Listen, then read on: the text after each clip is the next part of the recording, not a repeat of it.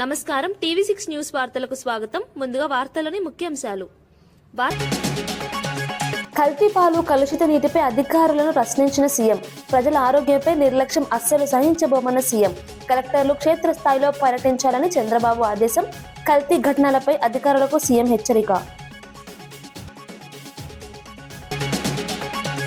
రాహుల్ గాంధీపై ఘాటు విమర్శలు చేసిన కేటీఆర్. స్పీకర్ నిర్ణయంపై రాహుల్ గాంధీ సమాధానం చెప్పాలన్న కేటీఆర్. ప్రజాస్వామ్యంపై దాడి చేస్తున్నారన్న రాహుల్పై కేటీఆర్.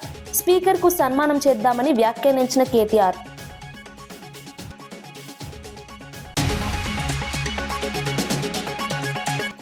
చంద్రబాబు అప్పులపై సిఏజీ లెక్కలే సాక్ష్యాలన్న జగన్.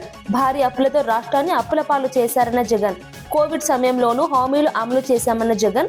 ప్రభుత్వ ఆర్థిక విధానాలపై ప్రజలు ఆలోచించాలన్న జగన్.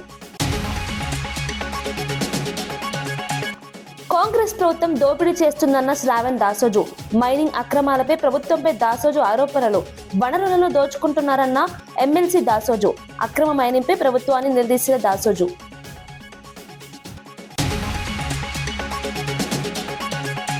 యుద్ధ ప్రభావం పేరుతో తప్పుడు ప్రచారమన్న ఆనం. ఆక్వా రైతుల సమస్యలకు యుద్ధంతో సంబంధం లేదన్న ఆనం. తప్పుడు ప్రచారం వల్ల రైతులు నష్టపోతున్నారన్న ఆనం. సందేహాలుంటే ప్రభుత్వాన్ని సంప్రదించాలన్న ఆనం.